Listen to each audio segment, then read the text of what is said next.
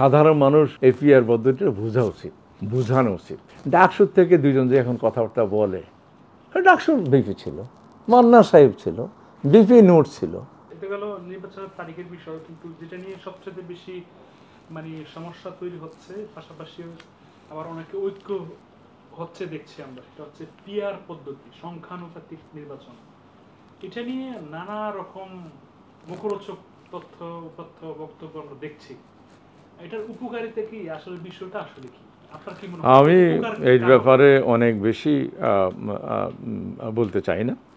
তো আমি বলি যে একটা নতুন জিনিস ইন্ট্রোডিউস করতে অনেক সময়ের ব্যাপার, অনেক চিন্তা ভাবনা করে বিভিন্ন রকম এজেন্ডা নিয়ে সেটাকে বাস্তবায়ন করা, এটা একটা সময়ের ব্যাপার। কিন্তু ইলেকশন পদ্ধতি, কেয়ারটেকার মধ্যে ইলেকশন হইয়া ক্ষমতা আসা, এটা কোনো ব্যাপার না। মানুষে ভোট দিয়েছে, কেয়ারটেকার মাধ্যমে আসছে, আবার এখন সুন্দর করে আরও স্ট্রংলি আইন শৃঙ্খলা আরও ভালোভাবে মনিটরিং করে, ইলেকশন কমিশন আরও ভালোভাবে মনিটরিং করে এখন ইলেকশন হলে এরপরে তারা চিন্তা ভাবনা করা উচিত, বা ওই রকম ভোটিং পদ্ধতির জন্য কোনো কমিশন থাকা উচিত যে আমাদের দেশে এটা আদৌ হওয়া উচিত কিনা, বা মানুষ অ্যাকসেপ্ট করবে কিনা। আপনি পার্লামেন্টে আসার পরে তো একটা গণভোট দিয়ে দেন, আমরা সংখ্যানো যাবো কিনা, সমস্যা কী?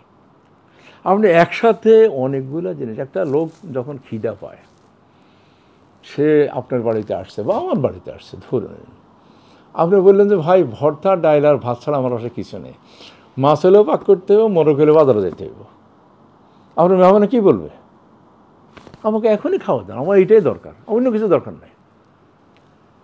দেশে একটা রাজনৈতিক শূন্যতা হয়েছে, লিডার তৈরি হয়নি।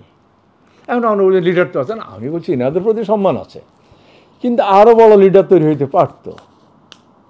আমাদের দেশের মানুষ বোকা না, জোয়ার ভাটার দেশের লোক, তাদের যথেষ্ট জ্ঞান আছে, সেই লিডার তো তৈরি করতে পারিনি। আমি আপনার আগের ইন্টারভিউতে বলছি যে ডাকসুর থেকে দুজন যে এখন কথাবার্তা বলে, ডাকসুর বিপি ছিল, মান্না সাহেব ছিল, বিপি নোট ছিল, এরকম আরও 5 বিপি উপরে আসছে। এই মাঠটা কেমন থাকতে আপনি বলেন? আপনি বানাইতে পারছেন? বানাতে পারেননি। যখন বানাইতে পারেননি, এখন সে বানানোর পথ অবলম্বন করতে হবে, সেই সিস্টেমে আনতে হবে। এখন দেখেন যদি একটা ইউনিভার্সিটি কখনো টিচাররা ইয়ে করে, কখনো ছাত্ররা ওদেরকে বাদ দেয়। আমার থেকে মনে হলো এগুলোর থেকে সরে আসা উচিত। এখন চিন্তাভাবনা করে সব কিছু করা উচিত। বহির্বিশ্বে আমাদের যেন শিক্ষার মান নিয়ে কথা উঠবে, সেটা থেকে পরিহার করা উচিত। পিআর পদ্ধতিতে অসুবিধা অত বুঝি না। পিআর পদ্ধতিতে সংখ্যা ওই পার্সেন্টেজ হিসাবে সবাই সিট পাবে, যেরকম ইয়ে পাইছে। কিন্তু আপনি আমাদের বিএনপির কথা আমি তো আর জানি না তারা কী জানে, ধরে নিন তারা এক জায়গায় পার্সেন্টেজ হিসাবে অন্য পার্টি ভোট পাইছে, তাদের এমপি নিয়ে অন্য পার্টি হবে, তবে বিএনপি দেবে কেন? বুঝছেন ব্যাপারটা? আর সাধারণ মানুষ এই পিআর পদ্ধতিটা বোঝা উচিত, বোঝানো উচিত। দেখুন, একসময় বাংলাদেশে লোকসংখ্যা অনেক বেশি ছিল, বা আমাদের গ্রোথ রেট কমেছে। সেই গ্রোথ রেট কমানোর জন্য পরিবার পরিকল্পনা হয়েছে। সেটা একবার মাঠ পর্যায়ে যাইয়া মানুষে বুঝিয়েছে যে আমাদের সংসারটা ছোট হওয়া উচিত, তাহলে আমরা সবাই সারভাইভ করব। সেটা মানুষে খেয়েছে। এবং এই জাতীয় অনেক কিছুই মানুষের মাঠ পর্যায়ে, এনজিওরা, বিভিন্ন সরকারি প্রতিষ্ঠান, এরা মাঠ পর্যায়ে যে কোনো কিছুর জন্য মাঠ পর্যায়ে গিয়েছে। মাঠ পর্যায়ে তাদের বুঝেছে এইটা হলে ভালো হবে, এটাই তোমরা করো। সেটার জন্য কিন্তু আপনি দেখেন, যখন আমরা ভাগ হই তখন পাকিস্তানের লোক সংখ্যা ছিল আমাদের থেকে কম, আমাদের 7.5 কোটি হয়েছিল যতটুকু মনে পড়ে। এখন পাকিস্তানের লোক সংখ্যা হয়েছে 22 কোটি উপরে, আর আমাদের লোক সংখ্যা 17 কোটি বা 18 কোটির কাছাকাছি। তাহলে দেখেন, এইখানে যেখানে আমাদের কম ছিল সেখানে তারা বেড়ে গেছে। তাহলে এই জিনিসটা কী জন্য হয়েছে? শিক্ষার জন্য, অ্যানাউন্সমেন্টের জন্য, মানুষের ঘরে ঘরে যে তাদের বুঝিয়েছে, হ্যাঁ এইভাবে তোমরা চলো, তাহলে তোমরা আমাদের ফ্যামিলিটা কন্ট্রোলে থাকবে, ছেলে মেয়েদেরকে এডুকেশন দিতে পারবে। বুঝতে পারছেন? আবার যখন দেখেন মেয়েদের যে পড়াটা, এডুকেশনটা ফ্রি করেছে, তখনও কিন্তু এরকমই সবাই বাড়ি বাড়ি গেছে, মেয়েদের কিছু স্কলারশিপ দিছে, বই কিনে দিছে, বা এখনও দিচ্ছে, বা কিছু চাউল দিয়েছে। আমি বলছি ওদের মানুষকে শোনাতে হবে, বুঝাতে হবে, নয়তো এগুলো মানুষ না জানলে চলে গেলে জিনিসটা দেশে বিশৃঙ্খলা সৃষ্টি হবে। আমি মনে করি প্রথমে ইলেকশন হওয়া উচিত, সেখানে গণভোটের মাধ্যমে বা পার্লামেন্টের মাধ্যমে এসব ডিসিশন আসা উচিত। তাহলে এবং টেকসই জিনিস করতে হবে। এখানে কনফিউশন কোনো দরকার নাই। আমরা ইলেকশন করি বা গণভোটে যাই বা পিয়ারটা কীভাবে সাধারণ মানুষের জানাতে হবে, আমরা জানি কীভাবে করবে, আমরা তো জানি না। আমরা ব্রিটিশ পার্লামেন্ট ফলো করি, কিন্তু আমাদের কোনো মিনিস্টার তার অন্যায়ের জন্য কিন্তু রিজাইন করছে কিনা, ভারতেও কিন্তু রিজাইন করে। আমাদের দেশে যে অন্যায় করে সে আবার প্রমোশন পায়। এই জন্য আমাদের দেশে আরেকটু ভালোভাবে মানুষকে শিক্ষিত করতে হবে। এই জিনিসটা কি আমি তো ভালো করে জানি না, জানাবেন, তারপর ডিসিশন নেবেন। হ্যাঁ, আপনার জার্মানিতে তারা তো হ্যাং পার্লামেন্টের সবাই কী বলে এটাকে, ওই অনেকগুলো পার্টি মিলে তারা সরকার গঠন করে, আবার যে ফেল করে আবার যায়, আবার ভোট দেয়। তা আমরা তো এই পদ্ধতি এখন যাইতে পারিনি পর্যন্ত। আমরা ভোটটা আপনার অনুষ্ঠানে বলছি যে আগের অনুষ্ঠানে বলছি তো আপনার ইন্টারভিউতে, আমরা মালদ্বীপ, শ্রীলঙ্কা, ভুটান, ভারতের দূরের কথা, পাকিস্তানে যে আমাদের দেখা যে কেয়ারটেকার নিয়েছে তাদের অনেক অসুবিধা আছে, কিন্তু আমাদেরকে ফলো করে যে কেয়ারটেকার নিয়েছে তারা এখন বলবৎ আছে। ওই কেয়ারটেকার মধ্যে টাইম ফ্রেম দিয়েছে, ওই কেয়ারটেকার ঘটন হওয়ার পরপরই তখন ইলেকশনটা হয়। আমরা কেন করতে পারি? এটা আমরা উদ্ভাবন করেছি, আমাদের দেশে উদ্ভাবন হয়েছে। হ্যাঁ, এখানে হয়েছে পায়ের মধ্যে ফোন হয়েছে, চিকিৎসা না করে ফাটা কাটি ফেলান।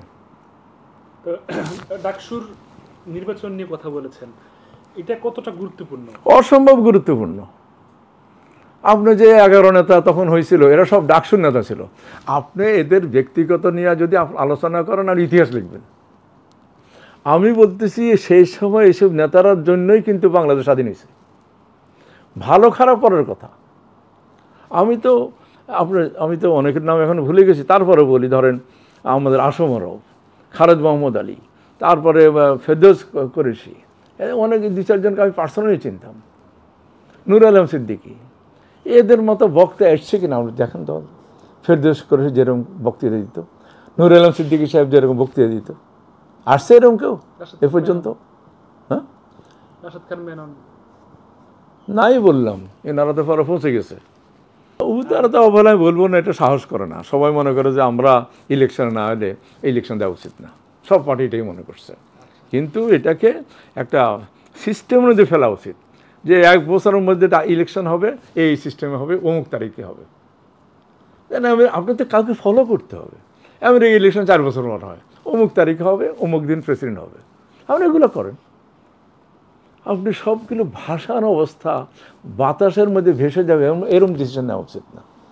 That should be concrete decision, যে আমরা ইলেকশন করবো, আগামী বছর ওই তারিখ ইলেকশন হবে, what ever it is, election হইতেই হবে। বিপিনুর এবং মান্নার কথা বলছিলেন, তাদের ভূমিকা কেমন? আমি ওদের পার্সোনাল লাইফে যাব না। তারা বিভিন্ন দল করতেছে, অ্যাটলিস্ট তারা এই ডাকসু রিলেশন করে ভিপি হয়ে সামনে এসছে। ভিপি না হইলে সামনে আসছে, আমাকে ভিপি করেনি কেউ, আমি ডাকসু ভিপি ছিলাম, ডাকসুতেও ছিলাম না কোনোদিন। তো এখন ওরা ওই জায়গাটায় they have been trained up, কথাবার্তা শিখেছে, কথা বলতে শিখেছে, দেশের প্রবলেমের কথা বলে। সাহেব ভালো বলুক আর খারাপ বলুক, কিছু তো মাথায় তারা রাখে। হ্যাঁ, তো ওই জাতীয় যে আরও 5 জন আসতো, তাহলে দেশ উন্নতি হতো না? হ্যাঁ, আপনার বিদেশে কী করে, আরও একবার বলছি, বিদেশে যারা বিশেষ করে ব্রিটিশ পার্লামেন্টে যিনি স্পিকার হয়, তার সিটে অন্যরা কন্টেস্ট করে না, তাকে বারবার স্পিকার করে। আমি নূর আলম সিদ্দিক অনেক ভালো মানুষ, অনেক খারাপ মানুষ, এটা বুঝবেন। ওনার টেলিভিশন বক্তৃতা শুনছি, সরাসরি বক্তৃতা শুনছি, শব্দ চয়ন মানুষের মনের কাছে পৌঁছানো যাওয়ার মতো বক্তৃতা উনি দিত। ওনার যে দলে করতো, সেই দলের থেকে তারা একটা সিটের থেকে এই পার্লামেন্টে আনলে, যেই গভর্নমেন্টে থাকতো কেন, তার বক্তৃতা শোনার জন্য মানুষ বসে থাকতো। কোনো সরকার নিয়েছে? নেয়নি। কেন জানেন? এদের দাম বেশি হয়ে যাবে, জন্য নেয়নি। দামি লোকদেরকে অন্যরা সাইড দেয় না, বুঝছেন ব্যাপারটা? তাই হয়েছে। যারা ভালো কাজ করছে তারা সামনেই থাকবে, আর যারা সবাই মনে করে আমরা ভালো কাজ করছি, হয়তো কেউ কম করছে, কেউ বেশি করছে। আমার কাছে মনে হলো সাধারণ মানুষ ওদের ইলেকশন হওয়ার পর নতুন গভর্নমেন্ট আসলে সাধারণ মানুষ ওদের দিয়ে ভাববে না।